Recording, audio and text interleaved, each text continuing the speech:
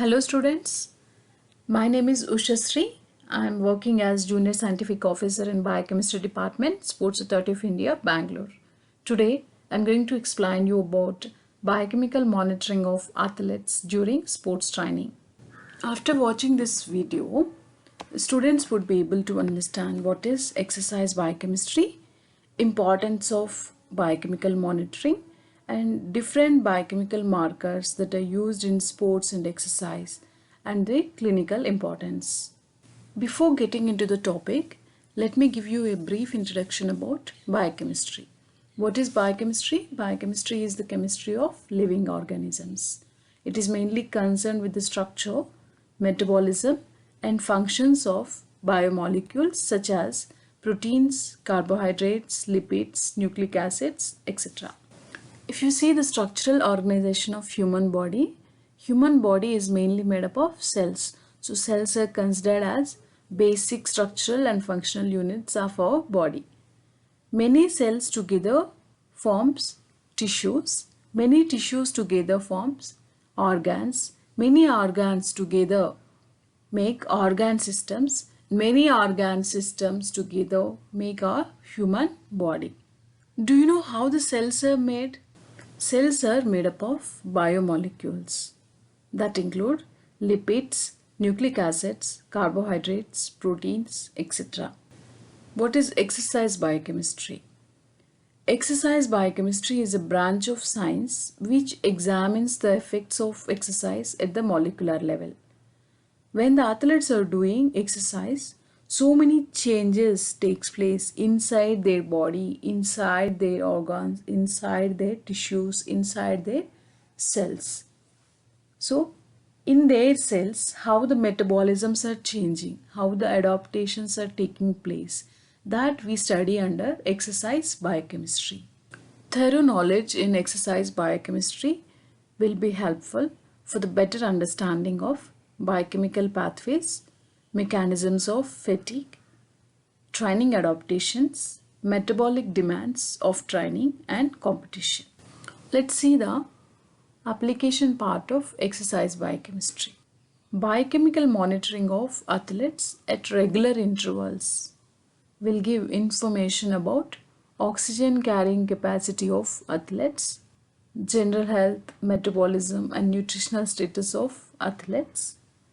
It also gives information about bone and muscle health, inflammation, dehydration, and helps us to understand the training load and recovery status of athletes. What is a biomarker? Biomarker or a biochemical parameter is a biological indicator of body's internal condition which can be measured in the blood.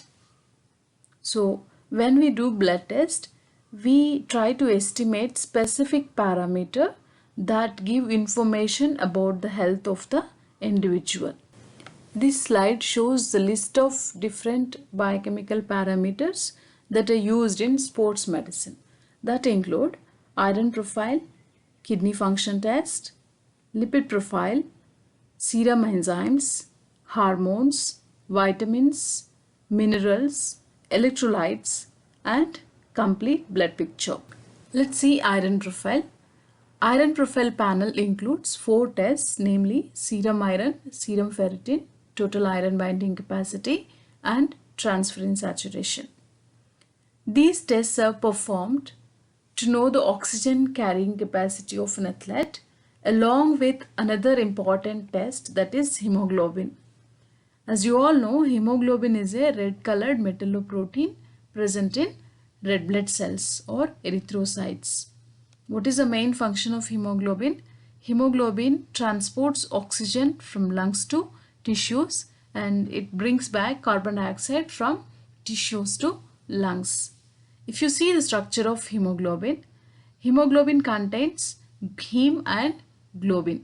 Heme contains cyclic porphyrin ring with a centrally placed iron. So iron is required for the formation of hemoglobin. Iron deficiency may result in decreased synthesis of hemoglobin and results in anemia. So we do iron profile to understand the nutritional status of athlete in concern with iron, and to know the oxygen carrying capacity of athletes. Kidney function test, or also called as renal function test. This panel includes urea, blood urea nitrogen, uric acid and creatinine. Urea is the end product of protein metabolism. When protein breakdown increases in our body, then urea levels increases in the blood. So estimation of urea will give information about the protein catabolism. When there is excessive dehydration and excessive protein supplementation, then also urea levels may go high. This is same with blood urea nitrogen. Blood urea nitrogen levels also go high when there is excessive protein supplementation. Other parameters, uric acid and creatinine, will give information about the metabolism, general metabolism. Uric acid is the end product of purine metabolism, and creatinine is also an end product of protein metabolism or amino acid metabolism. So all these parameters will give information about general health as well as protein catabolism and kidney function in athletes. Lipid profile includes parameters, namely triglycerides, total cholesterol, HDL cholesterol, LDL cholesterol and VLDL cholesterol. These are the different types of lipids present in our blood. So estimation of these parameters will give information about lipid metabolism. Due to bad dietary habits, when the blood lipid content increases, that condition is called as hyperlipidemia.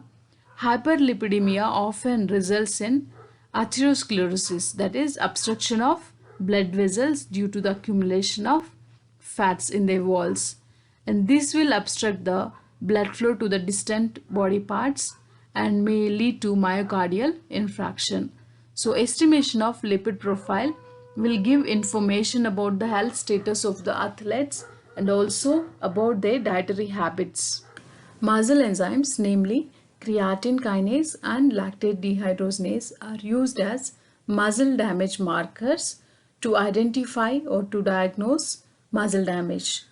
When the person is doing exercise due to exercise induced muscle damage or due to exercise induced muscle microtrauma, these enzymes will be released from muscles into the blood.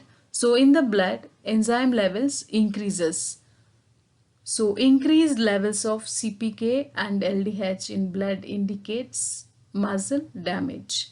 Hormones, namely cortisol and testosterone, are widely used in the field of sports to understand the balance between catabolism and anabolism. Cortisol is also called as stress hormone or catabolic hormone because when the cortisol level increases more than the normal range, that results in protein breakdown. On the other hand, testosterone is considered as anabolic hormone because it promotes protein synthesis and it promotes muscle growth. So when the person is doing training, to see whether the recovery and training are balanced or not, we can do estimation of cortisol and testosterone, and we can also calculate testosterone cortisol ratio to check the balance between training load and recovery. Minerals perform several functions in our body. For example, iron is important for hemoglobin synthesis. Calcium is important for bone formation, and phosphate is important for ATP synthesis, adenosine triphosphate, that is nothing but energy currency. And magnesium acts as a cofactor for more than 250 enzymes in our body. So it is very important for energy metabolism as well as for the recovery of athletes. So estimation of minerals will give information about nutritional status of athletes and about their general health. Estimation of electrolytes, namely sodium, potassium and chloride, will give information about general health of athletes and about their hydration status. Dehydration is very common in athletes, particularly when they are playing in hot environments. Estimation of vitamins will be helpful to understand the nutritional status of an athlete. Sometimes when the athletes are on supplementation for longer period, it is always better to assess the vitamin levels and to stop the supplementation, because excessive supplementation also equally harms athletes. Two of the vitamin deficiencies are very common among the athletes, that is vitamin D and vitamin B12. And vitamin D deficiency may lead to increased stress fractures in athletes. So periodic estimation of vitamin D levels and vitamin B12 levels will be helpful to maintain the health and performance of the athletes.